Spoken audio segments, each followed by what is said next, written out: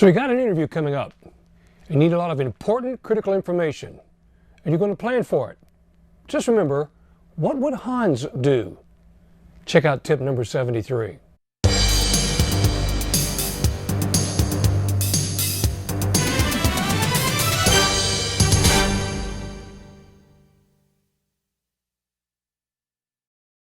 Welcome back to 101 Tips of Interviewing and Interrogation. I'm Stan Walters, your host, and we're going to talk about the tactics that be most effective and proven to be successful in getting as much information as possible and getting a subject to be compliant.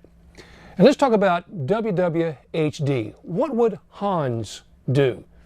Now, should have your interest at this point. Who the hell is Hans? Okay. Back in the 30s, there's a gentleman named Hans Scharff, S-C-H-A-R-F-F.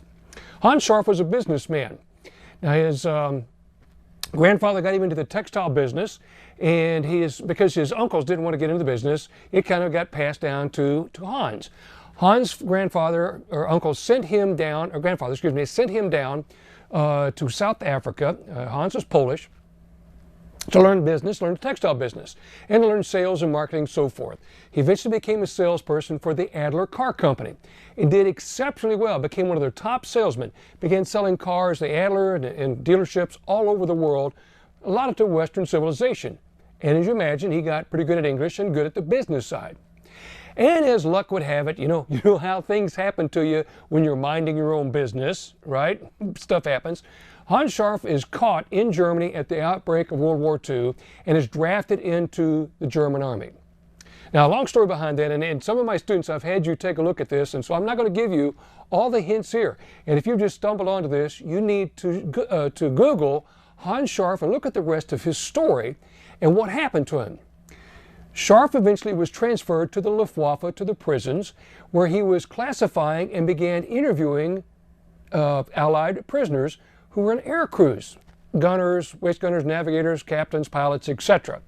And his idea was to get as much information as possible. His step before that, though, he was a translator for the other Luftwaffe interrogators. And he was shocked at the horrific treatment and even the brutality that was being enacted on these crews for getting information. And he thought there was a better way for it and that they could be better results. Didn't have to resort to such brutality and horrific behavior. By chance, the guys he worked for were killed in a plane accident, and he was promoted to interrogator. So now this is where we get very interesting. I want you to think, what would Hans do when you're looking at your interviews? Some of the things that Hans Scharff would do. First of all, Hans created an interviewing environment. Now, you can't do all these things at every time. I understand that. And sometimes it's just a moment of first responder, and you can't enact all of these cues, these behaviors or these tactics. But there's a lot of them that you can and think ahead of time. So first thing Hans would do, he created his office to make it look like a business office. It was a very non-threatening area. Made it look like a Western business office. Anybody walk instead of going to the commandant's office or interrogator's office as a prisoner of war for the German Luftwaffe. So he put them at ease to begin with. Okay, now, another little step. He prepared as much as he could prior to the prisoner coming in. Now again, just maybe not a situation you can do every time, but think of what he is doing and how you could put this to work as an effective interrogator. He got to know as much about that person as he possibly could.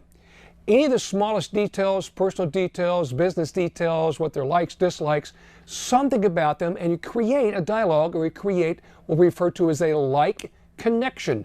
Go back and look at our other these steps in influence and persuasion and look at the like principle. That's where they're building rapport. And he made this connection with them. Now, first thing from the beginning, he told them he got a commitment from them. Said, you want to help yourself, you're in an untenable situation here, I know you don't like being prisoner of war, etc. I'm here to help you out. And he would get them to commit, I will be honest with you if you will be honest with me. You must tell me the truth. If you don't, then it would appear that there is an ulterior motive, that you have something else in mind, you're not helping yourself, and that could be bad in the outcome for you. So you must be honest with me. In his preparation, he learned 3 or 4 things about the prisoner that he would ask to see if they would tell the truth or if they'd be deceptive. If they were deceptive, he would call them on it. Say, no, this is the answer. You're not being honest with me. That's not going to help you. That's to your disadvantage. Now, he made sure he absolutely knew these facts. And now we're not making up stuff. He wasn't lying to them. He knew the answers to very simple questions. The crew, something about their background, something that he would know that they would be able to tell the truth about. And he'd go to the next question. Again, one he already knew the answer to. He said, now I can't tell you this information. It's got to come from you. Good way to avoid contamination. Think about that. Okay? So we'd ask another question. If they told the truth, then they were in a pattern. And then we move on to the next questions. Then he was getting more information. This guy was known as the master interrogator. He got more information than any other interrogator in the entire Luftwaffe system. And more details, more intelligence by using this tactic. Remember that. If they lied to him on the second question, he'd correct them again. So now think what's happening in the mind of his subject. The subject saying, no, everything he asked me, is it possible he knows the answer? And what will that do to me and to my credibility with him? Now remind them that he was in a position that he had to have that information, but they controlled the outcome, that the outcome was in their court, their situation. He also made sure when they came in, he gave them tea, he gave them coffee. He also allowed them to go visit their comrades who were in hospital after the injuries from McClash, for example. He let them communicate. He made sure that they had all their food, they had warmth, they had clothing. He took care of their needs, physical needs and clothing and Red Cross packages. This is called reciprocity, creating a sense of indebtedness. And it was treating humanely, strengthening that like and trust factor between them. Follow that? Okay. So then, he, for example, he'd say, you know, let's go for a walk. Let's go out and have a picnic, whatever. But I have your word of honor, get a commitment. You will not try to escape. And he would just be walking, talking in a casual conversation. And he was always asking open-ended questions and information. For example, he would ask, the Allies must be running out of white phosphorus. The crewman said, well, why would you think that? He said, well, your tracer rounds are all red. Crewman, not realizing, he said, oh, no. When we get to red, that means we're near the end of our gun belt. Look at the intelligence information he got.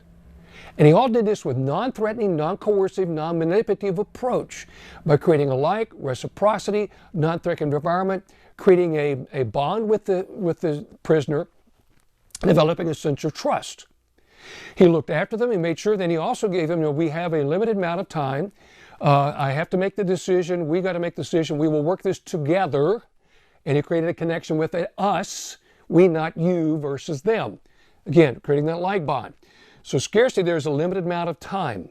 And other authorities will come in and they may not, they're going to base their decision on the information you give. You want to give information that's beneficial to you, in your best interest. And you want to, that's again, you get a commitment.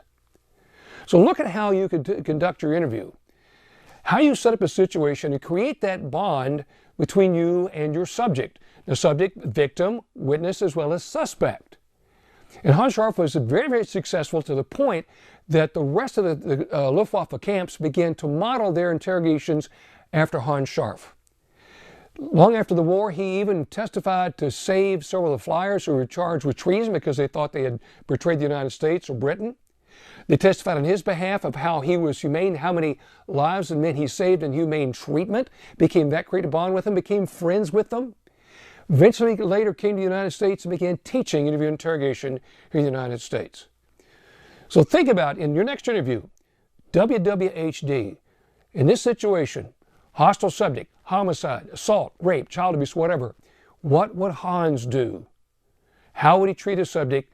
How would he get that critical information? Now, if you just happen to pop in on this